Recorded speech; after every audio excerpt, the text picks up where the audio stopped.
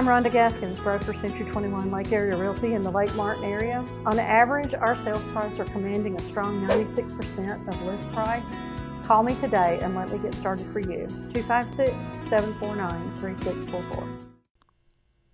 Hey, welcome into our matchup preview show. I'm Lizi Arbogast with Central Alabama Voice alongside Caleb Brooks, and it is hard to believe, but it is state championship week. Yeah, no, it all comes down to this. I've said this every week, but it feels like it was yesterday. Me and you were sitting really doing the first one of these where we were like, how are we going to do this and what are we going to talk? And now all of a sudden here we are about to have state championships games going, and look, we get to do this every year, and it's no offense to some of the matchups we've had in the past.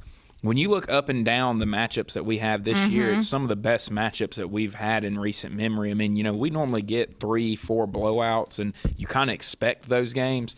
There's maybe one on here that we kind of expect to not be close, and it has the potential to also be close. So I really think we're going to have some really good matchups this week here in 2020. Yeah, absolutely. It all starts off on Wednesday night with the Class 7A state championship, which is Auburn versus Thompson. Y'all know I've been high on Auburn throughout this season, and obviously Thompson has rolled its way to the state championship. So I think this is going to be obviously a huge test for Auburn, but if defensively they can play like they can play, I think it could be closer than maybe some people are thinking. Yeah, no, you've gotten to see both these teams this year, and you told me when you saw Auburn against Opelika that you thought they were really good, and then you told me when you saw Hewitt and Thompson that you knew that Thompson was good, and that they could play Hewitt 10 times and they're probably going to win 9.9 of them, if not 10 of them. So they're the two best teams in the state. I think, when you look at what both teams have been able to do all year, for Auburn, it's been the defensive front. Their pass rush is, one of the best, if not the best, in the state, and they're going to need it on Wednesday night against Connor Harrell and Thompson. Thompson has some really good players on the offensive side of the ball, and they've got good players on the defensive side of the ball, and that's where I think is going to be the best matchup of the night or the biggest matchup and most important is for Auburn. You got to be able to score points. You're going to give up some points against Thompson. Not going to be able to hold them down. They're going to score points. Right. You've got to be able to kind of score with them, and you got to make this a 31-24 type game. Even if it gets up into the 30s, a 34-31 type of game. But that you're going to have to be able to score points if you want to be able to keep up with them, because Thompson's going to put points on the board. Yeah, I think Auburn just needs to take advantage of its opportunities. I've seen a couple times where they're down and should force turnovers. Right.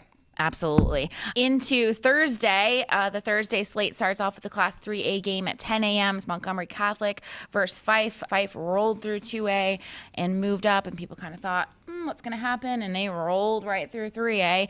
Now they take on Montgomery Catholic, which has had a very, very strong season this year. Yeah, I told Coach Benefield Saturday, I said, look, can't nobody question y'all's run to the championship game this year. You go through Wellborn, Ohatchee, and Piedmont to get there, and those were the three teams that everybody told them that they didn't want any of, and dominated Wellborn, dominated Ohatchee, and then pull out a close one with Piedmont. And to me, that was what was impressive, was that they got outplayed by Piedmont for the most part, but they found a way to win the game, and that just shows you that they have a winning culture there, and they expect to win. And a game that they didn't play well, that they didn't perform their best in against a team that everybody been waiting on this game, and they still find a way to win, and that says a lot about what they've done there.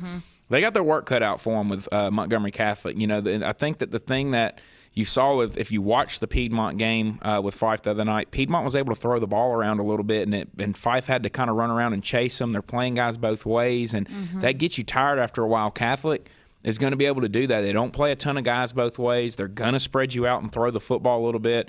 And so watching Fyffe have to keep up with them throughout the whole entire game is what's going to be really interesting. And Catholic has a young quarterback who can really throw it around, and I think can give Fyffe some issues if they can block them. That's going to be Fyffe's going to score points. Right. They're bigger than Montgomery Catholic up front. We've seen Catholic give up some points this year, but Catholic's probably going to be able to score too is a thing. So I think the matchup up front, if Catholic can just block them and give their quarterback some time, Catholic's going to be able to put up some points and make this a game and could come out on top with it.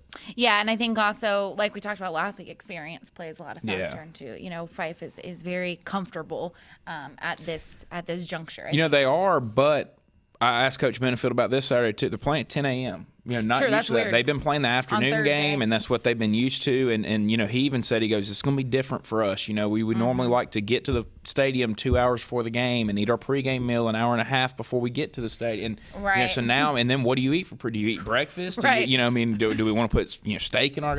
So it is going to be a little different for them. And for Catholic, they hadn't been there. So this is just all new for them. Period. But for Fyffe, it's still going to be a little bit newness just because of the time of the game and them not really, I guess, knowing how to prepare for that time. Yeah, it is a weird time for sure. Following that game will be the Class 1A game, Linden versus Pickens County at 2:45 p.m. Yeah, that's going to be a good game. Me and you got 1A wrong by a large margin. We didn't really know who was going to come out of the north, but we thought it was going to be Brantley out of the south no matter what. And, Linden's coach told me, he said, the weather definitely played a factor into it took away what Brantley really likes to do and what they're good at on offense, and it helped them out a little bit. But Linden still found a way to score points where Brantley couldn't, and that says a lot. And, we talked about experience. Linden's been there. They were in this game 2 years ago. They kind of know what to expect and how to handle. It's going to be a different environment because they're in Bryant Denny now instead of Jordan Hare like 2 years ago. But they still know what it's like to be in a state championship game. Same with Pickens County. Most of their players played on the basketball team from last year that won the 1A state championship. So a lot of championship experience in big-time games. And, they get that afternoon slot, so they don't have to deal with as much. And I think it's going to be a really, really good 1A football game. Yeah, I think so too. On to 5A Thursday night, 7:30 p.m. St. Paul's versus Pleasant Grove could arguably be one of the best games. Just like on paper. Yeah, this is a great matchup. Yeah. You got probably the best offensive line in the state, in my opinion, that I've told people.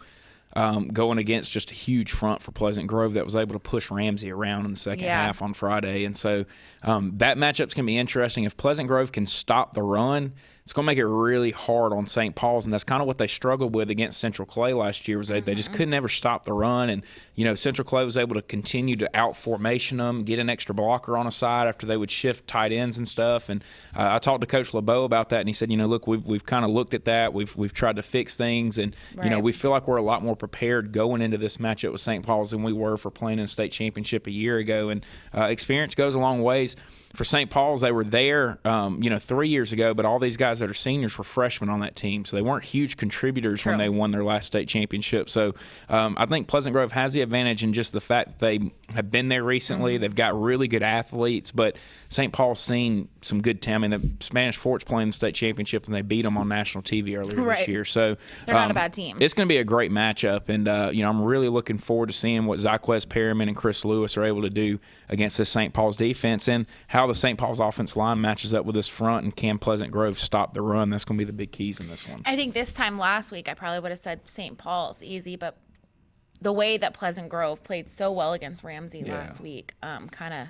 Well, they've played really well over the last 3 weeks. With what they've been. But Ramsey especially. But the whole Gunnersville, who was averaging 50 points a game this year, to 21. Right. Alexandria was averaging 35 points a game. They hold them to 7. Ramsey was averaging 37 points a game. They hold them to 14 and 0 in the second half. So they've really picked it up on that side of the ball, and I think that's where they're going to really need it on Thursday night in order to get a state championship this time around. Absolutely. Then on Friday, it starts with the Class 4A game. Again, 10 a.m., Hanley versus Gordo. I think Hanley is probably the most surprising. Not that they're Hanley and then they're not good, but just because they had such a weird start to the season with the COVID and the forfeiting and all that stuff. For them to fight back through all of that, I think is probably the biggest surprise to me, that they're here at the final game of the year. Hanley is they're a true program and community over there. They go 15-0 and 16, and then they followed up with 0-10 because they lost all those guys. And all those guys that were on the 0-10 team are now seniors on this team playing for a state championship. So, it takes them time there. They have to get experience and all that. They got that a little bit last year and had a disappointing loss in the playoffs. And that they use that as motivation this year. And, once they finally got to playing consistently, it really helped that team because they got to play a couple scrimmage, or had to count them as scrimmage games, but it's still, those were spaced out early in the year. And didn't play a meaningful game till week 4, then had another break after that, and then finally kind of got to get going around week 8. And you've seen now in the playoffs with playing consistently what this team can do. And I think for them, what makes them dangerous is, a lot of teams you get to where you start peaking around, week 8 and week 9 and start playing. For them, they really probably just started playing their best ball, and it showed with beating ACA the way they did. Yeah, absolutely. In 2A, the middle game on Friday, Abbeville is versus Mars Hill Bible. Another, should be a really, really good game. These are two across the board in athletics in general, strong programs. Yeah, and they score points. I mean, I think we're going to see a lot of points. Whereas, here recently with Fyffe, it's been one side not scoring a lot and them scoring a lot. I think we're going to see both sides really score a lot of points in this game. And,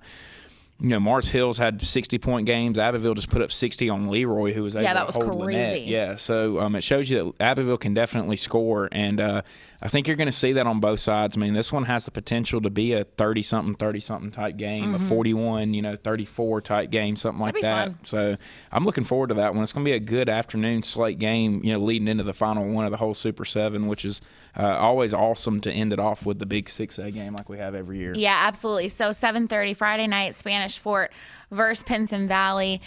These again are two storied programs. Both have have a lot of experience at this stage, and I think that we're in for a treat with this game in the final one of the 7. Yeah, no doubt. That's why when you said, St. Paul's and Pleasant Grove could arguably, this is why you could argue that it's the best game because of this one right here. I mean, Spanish Fort last year against Oxford, just can't get a stop there at the end against the backup quarterback, and Oxford goes in, they get a late touchdown, and then they're able to recover the kickoff that Spanish Fort just lets drop, and that sealed the game. So a lot of motivation for Spanish Fort going into this game. They're hungry for this. Coach Blackman told me Saturday that this is the point that they've talked about getting to all year and getting back and kind of getting redemption for the way last year went. But for Pinson Valley, they won it 2 years ago when Bo Nix was a senior and missed it last year because they lost to Oxford. And you look at their last 2 weeks, and they've probably played their best football of the season their last 2 weeks. I mean, they dominate Oxford 34-2, and then they really dominated Mountain Brook on Friday 27-10. And that's a good Mountain Brook defense that they scored a lot of points on. So this is a really good matchup on Friday, and I'm really looking forward to seeing these two teams go at it. And, watching JaQuincy McKinstry, the number 1 player in the state, play for Pinson Valley and what he's going to do in that game. He kind of busted onto the scene at the Super 7, playing with Bo Nix a couple years ago. So him kind of getting his last hurrah in high school and seeing what he's able to do against a really good Spanish 14 will be a lot of fun. I agree with you. I also, just before we send off, I know there are going to be some COVID regulations, limited attendance, all that kind of stuff. So Caleb, kind of explain to people where they can listen or watch the games if they can't make it to the games. Yeah, if you can't make it, sitting like normal years where you can just walk in, buy a ticket, and go in. There are regulations. You have to get them through GoFans if you want to go. And if you can't, find us on the AHSAA Radio Network. Visit our Twitter and Facebook, and we'll have links there posted where you can find the game. Also going to be live on Facebook with our broadcast during the games as well, so you can find them there. And then if you're wanting to watch, WOTM will be carrying them throughout the whole entire state on Charter and Troy Cable. Most people around the Mobile area aren't in that map, so if you're looking to listen to the game, you can find us on the AHSAA Radio Network. But if you do want to watch it, WOTM's the place to go to, and there'll be various radio stations carrying us and our broadcast throughout the whole entire state. I think there's 13 of them right now signed up and covering almost the whole entire state. So you can find us somewhere, and if you can't, then find us online and visit our website or visit our social media pages, and you'll find a link on there. Yeah, absolutely. We are definitely looking forward to it, and Caleb and I will be back one more time next week to kind of break down the season, some of the biggest highlights and biggest lowlights of the season. So we hope that you guys enjoy the final week of the season, and we will see y'all next week.